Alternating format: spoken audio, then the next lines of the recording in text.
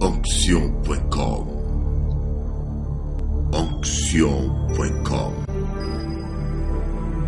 Votre site internet. Onction.com. Louange, prière, enseignement en direct. Connectez-vous sur Onction.com.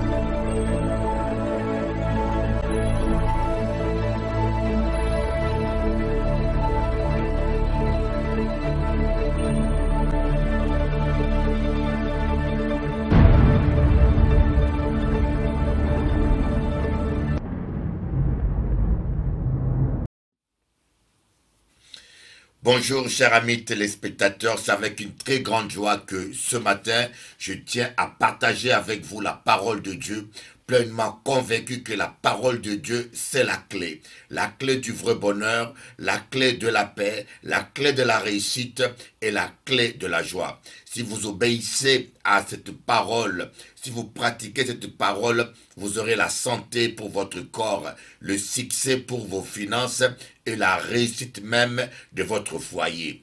C'est pour cela la parole de Dieu, c'est l'ombre du Tout-Puissant. C'est l'ombre de Dieu sur terre. Vous voyez, le reflet, Dieu et sa parole sont un. Au commencement était la parole, et la parole était avec Dieu, et la parole était Dieu. Mais j'aimerais vous parler d'un sujet particulier pour clôturer l'année 2014 et s'engager maintenant dans la nouvelle année que j'espère qu'elle sera pour vous la plus belle de votre vie. Démystifier la sorcellerie. Je vais essayer de résumer tout ce que j'ai enseigné les 3 derniers mois sur la sorcellerie et vous donner un aperçu, un résumé de ce que vous devez surtout retenir. On va voir, lire d'abord quelques versets qui vont nous concerner dans la parole de Dieu. On va lire 2 Corinthiens chapitre 11, verset 14. Qu'est-ce qu'elle dit? Et cela n'est pas étonnant, puisque Satan lui-même se déguise en ange de lumière. Et cela n'est pas étonnant, puisque Satan lui-même se déguise en ange de lumière. On va lire Proverbe, chapitre 14, le verset 23.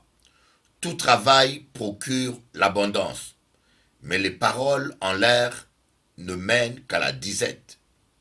Tout travail procure l'abondance, mais les paroles en l'air ne mènent qu'à la disette. On va lire Ésaïe 44, verset 6. Qui a comme moi fait des prédictions? Qui le déclare et me le prouve? Depuis que j'ai fondé le peuple ancien, qu'ils annoncent l'avenir et qui doit arriver. N'ayez pas peur, ne tremblez pas, n'étais-je pas dès longtemps annoncé et déclaré? Vous êtes mes témoins. Y a-t-il un autre Dieu que moi? Il n'y en a pas d'autre rocher. Je n'en connais point. Qui comme moi fait des prédictions? Voyez, ces 3 versets vont être la base de notre enseignement d'aujourd'hui. La première chose que j'aimerais vous dire, Satan se déguise en ange de lumière. Le règne du diable est basé sur le mensonge, parce que la Bible dit que Satan a été vaincu par Jésus-Christ à la croix de Golgotha. Il a été livré en spectacle. Les sorciers, les marabouts, les magiciens n'ont aucun pouvoir sur un enfant de Dieu. Celui qui est en vous est plus fort que celui qui est dans ce monde. Mais comment est-ce qu'une personne qui est déjà vaincue arrive-t-il à faire respecter sa loi dans ce monde et à régner, puisqu'on l'appelle les dieux de ce monde? C'est par le mensonge. C'est par le mensonge que le diable arrive à régner. Voyez, dans le premier jardin, le jardin d'Éden, l'homme avait le pouvoir sur tous les animaux. L'homme était le dieu de ce monde, de ce jardin. Mais il a perdu son pouvoir parce qu'il avait cru au mensonge de Satan. Donc la magie noire, la magie blanche, l'occultisme sont basés sur la manipulation et le mensonge. Satan sait qu'il est laid. Et Satan, il sait que personne ne voudra de lui. Alors, pour bien se faire vendre, il se déguise. Il se déguise en ange de lumière. Il se déguise en pasteur. Il se déguise à quelqu'un de respectable. Mais derrière lui, c'est des projets destructeurs et maléfiques qui se cachent. Il y a deux types de magie. Hein. L'occultisme, actuellement, que nous voyons que les gens pratiquent, moi je dirais peut-être trois types. Ce qu'on appelle la magie blanche et la magie noire. La magie noire, c'est des pratiques rituelles qui sont souvent pratiquées en Afrique ou dans le vaudou, où on égorge des animaux. Il y a tout un tas de rituels que les gens pratiquent, mais derrière lesquels se cache simplement un seul fait. L'être humain entre en contact avec des puissances occultes, avec des démons et avec le diable. Vous voyez, mais des fois les gens pensent que le fait de donner des bananes ou bien de sacrifier un cabri, ça mène la protection. Non, le sang de cabri ne peut protéger personne. Quand vous donnez un cabri en sacrifice, et parfois c'est l'être humain que vous donnez sans le savoir. Le sacrifice des sang cache beaucoup de mystères que beaucoup de gens ne savent pas. Et c'est l'une des raisons pour laquelle les francs-maçons et les satanistes ont tout fait pour que l'avortement soit légalisé. Vous voyez, l'avortement légalisé permet à beaucoup de satanistes de sacrifier des enfants. Vous voyez, une femme qui est enceinte, un homme peut obliger une femme, un homme sataniste ou une femme sataniste peut faire un avortement dans des pratiques occultes pour offrir leur bébé à Satan. Donc la légalisation de l'avortement est un moyen que le diable utilise pour continuer à pratiquer des sacrifices humains. Il y a la magie blanche qui est une magie maquillée aussi. Vous voyez, le diable utilise le maquillage. Vous voyez, la magie blanche où les gens parlent, prient. Il y a des prières qui sont soi-disant adressées aux saints, soi-disant adressées aux esprits, des prières qu'on adresse aux anges, mais en réalité, ce sont des démons. Vous voyez, dans ce monde spirituel, il y a deux camps, le camp de Dieu ou le camp du diable. Vous ne pouvez pas être neutre quand vous parlez à des esprits. Faites attention avec quel esprit vous êtes en train de traiter. La seule chose que j'ai constaté, le seul élément pour pratiquer, le seul élément que les esprits ont besoin pour travailler, c'est la parole. Voyez, Dieu au commencement, la Bible dit que au commencement la terre était informe et vide, et Dieu dit que la lumière soit, et la lumière fut. Le Saint-Esprit a besoin que tu prononces des paroles pour qu'il donne vie à cette parole. Donc la matière que le Seigneur ou les démons ont besoin, c'est votre parole. Parce que c'est vous qui avez autorité dans ce monde. Le monde a été donné à l'homme. Voyez, le monde, la terre a été donnée à l'homme. Et Dieu vous l'a donné comme héritage. Donc les paroles que vous prononcez peuvent être utilisées contre vous ou pour vous. C'est la raison pour laquelle Jésus-Christ s'est dit, par vos paroles vous serez justifiés et par vos paroles vous serez condamnés. Faites attention à toutes les paroles que vous prononcez. Vous voyez, c'est pour cela un enfant de Dieu qui a compris ces choses ne dit plus n'importe quoi. Parce qu'il sait que ces paroles ont un impact spirituel et terrestre réel. Voilà ce que je voulais un peu résumer, que derrière toutes ces choses qu'on appelle talisman, qu'on appelle bague qui vous protège, une bague ne peut pas vous protéger. Quand vous mettez une bague dans la main, c'est simplement une alliance avec un démon. La bague ne vous protège pas, mais tant que vous avez la bague dans votre main, ce bague est comme une forme de mariage avec un esprit mauvais, et cet esprit mauvais-là qui va vous protéger pendant un certain temps. Pendant un certain temps, ou peut-être même durant toute votre vie. Mais c'est vous, à un moment donné, ou vos enfants qui vont hériter de la malédiction. Parce qu'un démon, c'est comme un animal sauvage. Il ne peut pas vous rendre service. Il peut vous rendre service, mais il est de nature mauvaise. On les appelle des esprits mauvais. il y a un moment donné, il va tourner contre vous. J'ai vu des hommes qui ont charmé des femmes. Je connais un homme qui avait charmé une femme, mais les démons qui charmaient la femme, à un moment donné, il a commencé à attaquer la femme. Et parfois même certains hommes sont devenus fous. J'en connais beaucoup qui ont perdu la tête parce qu'ils ont pratiqué de l'occultisme. Et parfois même, ils oublient que leur folie ou leur démence a cette origine. Quand vous allez consulter les démons, consulter les voyants, les sorciers, pratiquer la magie noire ou la magie blanche, vous prenez d'énormes risques qui risquent de détruire votre vie. Il y a une troisième forme de magie que je ne vous ai pas dit, que dont je tiens à vous parler, c'est la magie islamique. Beaucoup de musulmans pratiquent la sorcellerie. J'ai prié beaucoup pour des musulmans qui ont été envoûtés par d'autres musulmans. Et dans le Coran, on parle des djinns, des esprits mauvais au service des croyants. Et ça, ce n'est pas une vérité, c'est un mensonge de Satan. Les esprits mauvais ne peuvent pas être au service des enfants de Dieu. Les esprits mauvais ne peuvent pas être au service des croyants. Et beaucoup de musulmans pratiquent l'occultisme, envoient des mauvais sorts contre les gens et détruisent même certains musulmans en utilisant des djinns, en invoquant des djinns.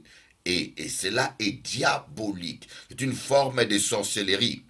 Et sans compter la quatrième forme de sorcellerie que j'aimerais aussi vous dire, je ne dis pas forme de sorcellerie, de magie, voilà. C'est la magie scientifique quelque part. Cette forme de magie où on parle des vibrations positives, des vibrations, des ondes. Je sens des ondes négatives. Ça n'existe pas des ondes ou des vibrations. Ce sont des esprits impurs. Où vous êtes en contact avec des esprits impurs, où vous êtes en contact avec le Saint-Esprit de Dieu. Il n'y a pas des ondes, des vibrations positives, non. Voyez, le diable utilise toujours un langage masqué, un langage acceptable. Et dans ce nombre, il y a la scientologie, la franc-maçonnerie, beaucoup de sciences occultes modernes qui essayent d'utiliser un langage scientifique et raisonnable et acceptable. Mais derrière se cache le piège. C'est Satan lui-même qui utilise ces choses pour égarer les gens, pour empêcher aux gens d'adorer le véritable Dieu. Et nous avons vu cela en ce qui concerne les voyants. Un voyant ne peut pas voir l'avenir. Nous avons vu cela dans le livre de Ésaïe 44. Vous voyez, Dieu seul prédit. Qui comme moi fait des prédictions? Qui comme moi, Dieu seul connaît l'avenir. Et je peux vous le dire.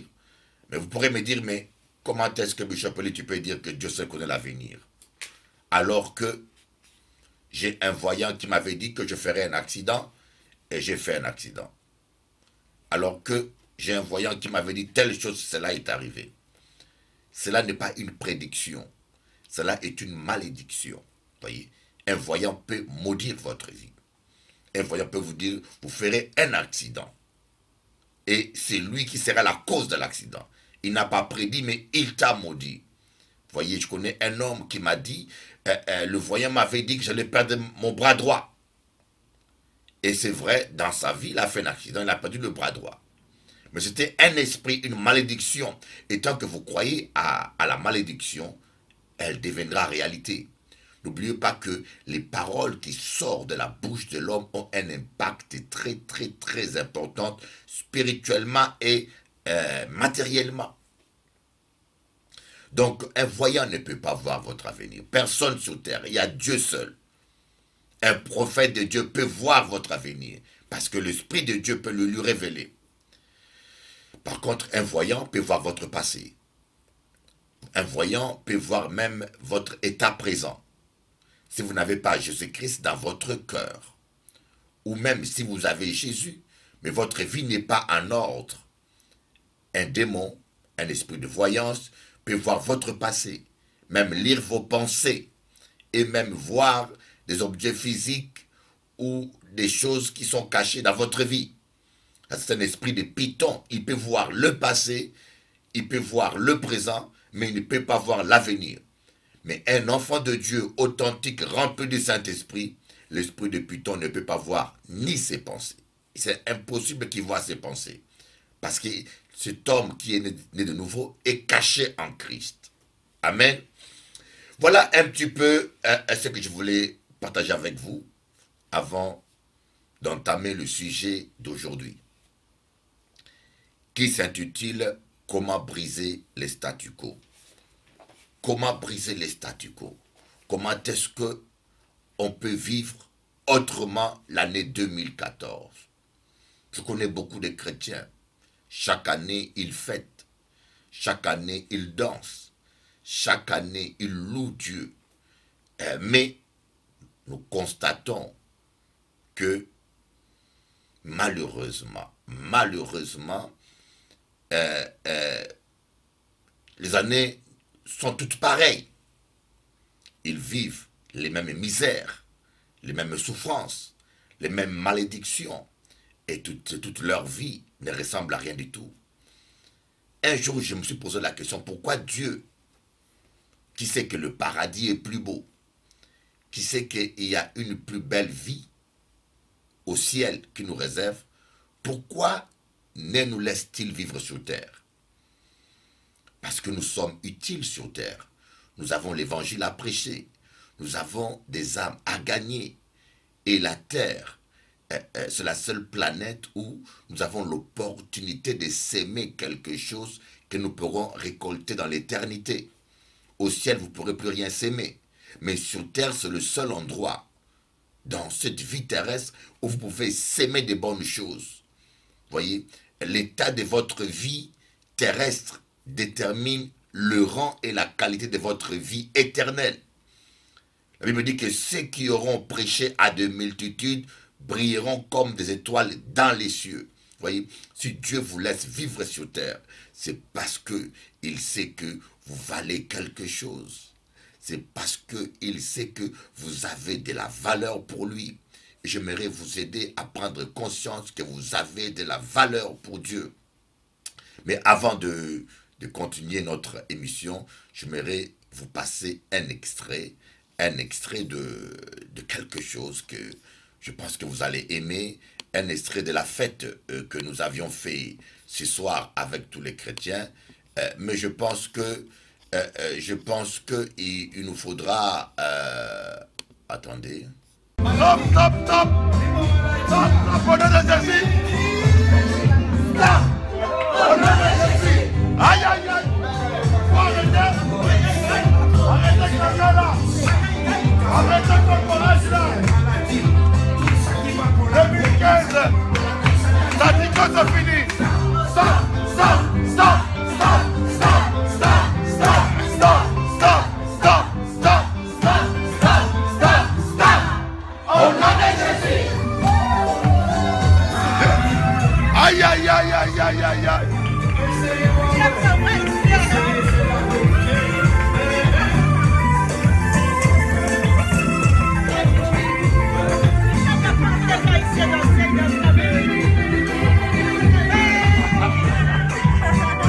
Jésus plus fort.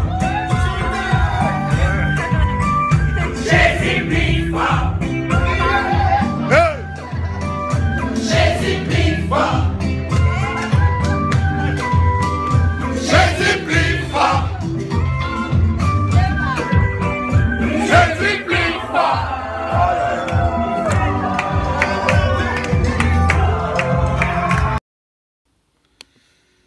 Voilà un peu comment on a passé la soirée, comment nous avions été bénis. Jésus est le plus fort, n'est-ce pas? Et Jésus, il est merveilleux, que c'est beau de se réjouir et de danser dans le Seigneur. Alors j'aimerais rentrer dans les choses plus sérieuses. Comment vous pouvez changer votre vie? Nous avons l'histoire d'Éhud.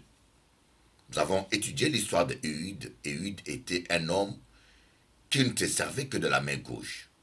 La main droite était infirme. C'était quelqu'un d'handicapé. Mais cet homme-là, il avait vu que Israël était esclave. Depuis des années, Israël vivait sous la servitude. Mais cet homme-là n'a pas regardé à son handicap. Il n'a pas regardé à ce que les gens pensent de lui. Il a pris la décision de changer l'histoire de sa nation, l'histoire de sa vie. Il a pris une stratégie adaptée à ses moyens. Vous voyez, c'est très mauvais de copier les gens. Vous voyez, surtout en Guadeloupe, lorsque quelqu'un va vendre des poulets grillés dans un coin de rue, et tu vois en face, un autre le copie, il va aussi en face faire la même chose, et puis vous voyez à côté, un autre vient s'installer, et en fin de compte, tous les trois vont tomber en faillite parce que le nombre de clients fréquentant le coin ne seront pas suffisants pour répondre à la demande, aux offres de ces trois commerçants. Vous voyez, nous avons toujours tendance à vouloir faire comme l'autre, à vouloir nous comparer à l'autre, à vouloir copier l'autre. Mais Dieu nous a équipés chacun des talents. Chacun est équipé pour une mission. Vous devez connaître quel talent Dieu a mis en vous et utiliser les capacités que Dieu a mis en vous. N'essayez pas de faire comme quelqu'un d'autre. Amen. Je suis convaincu que Dieu vous a équipé. Même si les gens ne le voient pas, mais Dieu vous a équipé. Ne regardez pas simplement à votre handicap. Ne regardez pas seulement à votre couleur ou bien à vos moyens financiers. Fixez vos regards vers Dieu. Donc, le premier pas vers le changement pour briser le statu quo dans votre vie, pour que l'année 2014 soit le plus beau de votre vie, il faut faire un vrai bilan. Un vrai bilan, c'est quoi? Le bilan de votre vie, depuis que vous êtes né, où vous allez, que voulez-vous faire? Vous savez, il y a des gens qui fêtent le nouvel an, chaque année ressemble à la suivante, et ils vivent les mêmes problèmes, ils vivent les mêmes soucis, et ils commettent toujours les mêmes erreurs, parce qu'ils ne font pas de vrais bilans de leur vie. Dieu veut que vous vivez autre chose. Dieu veut que vous vivez la prospérité. Et pour faire un vrai bilan, il faut être assez humble. Il faut se regarder en face pour dire, ça je ne peux pas le faire, ça je peux le faire. Et vous savez, il y a des gens qui sont, comment dire ça, qui sont tellement orgueilleux qu'ils ne savent pas reconnaître leurs limites. Ils s'engagent dans des combats où ils sont perdants d'avance. Vous voyez, Jésus a parlé d'un roi sage. Il a dit, quel roi sage, s'il veut s'engager dans une guerre, il fait d'abord le bilan de ses forces, de ses moyens. Et s'il prend conscience qu'il ne pourra pas remporter la guerre, il négociera la paix dans de meilleures conditions. Ne vous lancez pas dans tout. Il y a des choses dans lesquelles vous ne devez pas vous lancer par rivalité ou par compétition, non. Sachez vos limites et surtout sachez vos qualités. Qu'est-ce que Dieu a mis en toi comme qualité? Vous voyez, Ehud, qui était un homme qui n'avait qu'une seule main, il a libéré Israël. Comment? Parce qu'il a adopté une stratégie qui était adéquate avec sa situation, avec les moyens que Dieu l'a donnés. Amen. Ehud est allé voir le roi Églon avec des présents. Et le roi Églon va les recevoir. Et il va dire au roi Églon, j'ai un secret à te donner. Comme il était un manchot, un handicapé, donc le roi Églon s'est douté qu'un handicapé pouvait l'agresser. Il a mis tous ses gardes-corps dehors. Je crois qu'un homme qui aurait eu 2 bras n'aurait pas pu convaincre le roi Églon, n'aurait pas pu réussir une telle mission. Mais lui, il a tiré avantage de son handicap. Vous savez, les handicaps, ce sont des éléments, les handicaps existent plutôt dans nos têtes. C'est dans votre tête qu'il y a l'handicap. Ce que tu appelles handicap peut être une force, un point fort que Dieu peut utiliser pour t'amener plus loin que les autres. Parce qu'il était handicapé, le roi Ehud a dit, le roi Églon plutôt a dit à tous ses gardes-corps de sortir du palais et de le laisser seul dans la chambre haute. Et dans la chambre haute, Ehud a dit au roi de s'approcher, il va lui parler secrètement. Et quand le roi s'est approché, avec la seule main valide que Ehud avait, il a sorti l'épée qui s'est cachée derrière dans ses vêtements et il a poignardé. Et c'est comme ça que le roi Églon est mort. Ehud est sorti par derrière par la porte derrière du palais et il est parti. Voyez, j'aimerais vous dire une chose qui est très importante. Vous avez la victoire, vous êtes capable. Ne vous limitez pas vous-même. Et surtout, ne croyez pas que vous êtes ce que les gens disent que vous êtes. Amen. Faites un vrai bilan de votre vie. Faites un vrai bilan où vous vous regardez en face. La parole de Dieu est un miroir. Regardez-vous en face. Et dites-vous, là, je me suis trompé. Faites le bilan de votre mariage. Pourquoi votre mariage a échoué? Pourquoi votre entreprise a échoué? Pourquoi vous avez échoué hier? Ne passez pas le temps à accuser les autres. Ça ne servira à rien. Voyez, des fois pour reconnaître nos torts, l'orgueil nous empêche de voir nos fautes et l'orgueil nous pousse à accuser les autres. Et comme ça, nous avons une conscience tranquille. Non, humiliez-vous sous la main puissante de Dieu et reconnaissez vos fautes et assumez-les. Amen. Et répentez-vous pour cela. Le deuxième point important, c'est décision. Prendre des décisions. Ne restez pas simplement en train de faire des bilans continuels. Je connais tellement de chrétiens qui font des bilans ou des gens qui vous font du mal, qui vous demandent pardon et qui vous refont toujours le même mal. Il y a des gens qui vous demandent pardon 1000 fois et vous blessent 1000 fois. Voyez, prenez une bonne décision. Ne vous arrêtez pas seulement à faire des bilans continuels, mais prenez une bonne décision et dire maintenant, ma vie ne sera plus jamais pareille. Et pour que je ne puisse pas commettre les mêmes erreurs, alors je prends la décision. C'est très important, des bilans qui ne sont pas suivis des décisions, c'est du perte de temps. Comme a dit un sage, la vision sans action est une hallucination. Je l'ai écrit. Une vision sans action, c'est une hallucination. Amen. On doit prendre conscience que Dieu nous appelle à vivre de grandes choses. Le troisième point, très important, la détermination. Le Seigneur veut que nous soyons des gens déterminés. Ça ne sert à rien de dire, je prends des dispositions et après 1 mois, 2 mois, 3 mois, on les abandonne. Quelqu'un a dit, ce qui fait la différence entre les hommes qui ont réussi, les hommes qui ont pu se distinguer dans ce monde terrestre, et ceux qui échouent, et ceux qui n'ont pu rien faire, et ce n'est pas l'intelligence, leur intelligence ou leur talent, mais c'est leur détermination. Voyez, vous allez voir que des gens qui ont réussi ont souvent échoué. Je connais plein de gens qui ont échoué. Thomson qui a inventé la lumière, il a fait plus de 1000 essais sans jamais arriver à réussir.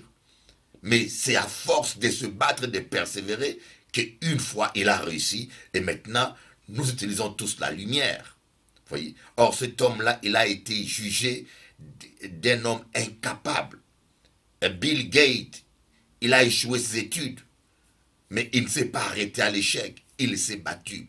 L'échec est une opportunité pour faire plus intelligemment. Voyez, un échec est une opportunité. Vous pouvez vous arrêter à votre échec et construire un gros monument à l'honneur de votre échec, ou vous pouvez tirer la leçon de vos échecs et avancer devant.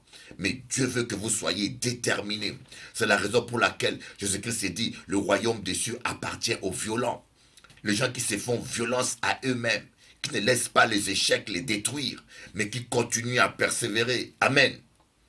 Et le quatrième point qui est important, l'unité intérieure. Oh my God, l'unité intérieure. Vous voyez que lorsque nous voyons dans Genèse, les hommes ont commencé à construire la tour de Babel, et quand Dieu est descendu, Dieu a dit, Dieu le Père, Dieu le Fils et le Saint-Esprit, ils ont parlé.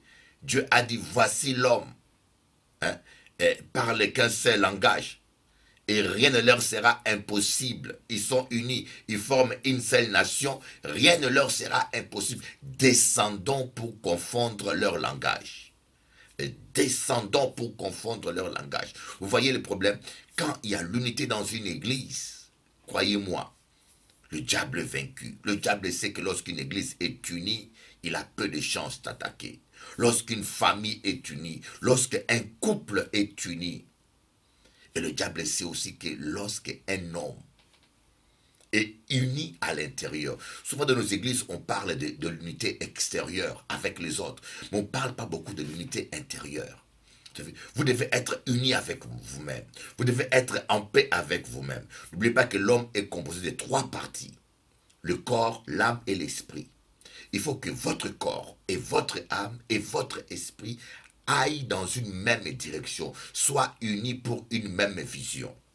Il faut que votre corps, votre âme et votre esprit soient unis pour une même vision.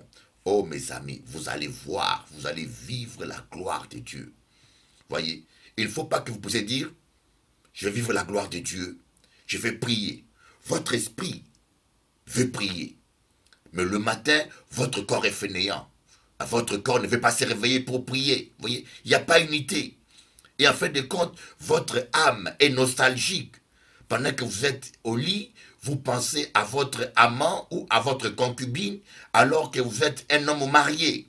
Vous voyez, vous voulez vivre la gloire de Dieu, mais votre âme est dans le péché, il a des émotions négatives, et votre corps ne veut pas prier, mais votre esprit veut prier. C'est ce que Jésus-Christ a dit aux disciples. L'esprit est bien disposé, mais la chair est faible. Mais il faut que vous puissiez crucifier votre chair. Et puis, vous puissiez dominer votre âme. Que vous ne soyez plus un chrétien charnel. Il faut que votre corps et votre âme puissent suivre votre esprit. Et c'est lorsque tous ces 3 parties seront unies dans une même vision, alors là, vous allez vivre la gloire de Dieu. Et le 4e point qui est important, entrer en action. Je connais des gens qui passent tout leur temps à prier, mais qui ne font jamais rien. Qui ne font aucun acte de foi. Si votre foi n'agit pas, Dieu ne libère pas sa puissance. J'ai vu des gens qui chantent des cantiques toute la nuit, qui prient tous les jours, mais sans jamais vivre la gloire de Dieu. Amen. Donc n'oubliez pas les 5 points principaux. 1. Faire un vrai bilan de votre vie. 2. Prendre des décisions. Nous prenons des décisions, mais ce sont les décisions qui font de nous les hommes que nous serons. Et 3. La détermination. Vous devez être déterminé. Et 4. Être uni, l'unité intérieure. Être uni dans votre vision. Et 5. Agir. Nous avons vu dans Proverbe ce verset qui dit « Les paroles en l'air ». Vous voyez, on dit quoi ici? Tout travail procure l'abondance, mais les paroles en l'air ne mènent qu'à la disette. Voilà pourquoi l'année 2015, nous démarrons cela avec un jeûne de 21 jours. À partir du 3, nous avons démarré un jeûne. Que tous ceux qui veulent se joindre à nous, peuvent se joindre à nous. Un jeûne aux légumes. Un jeûne aux légumes. Nous mangeons que des légumes. Et ceux qui veulent peuvent manger le soir normalement, mais ceux qui peuvent mangent le soir que des légumes. Que Dieu vous bénisse et à bientôt.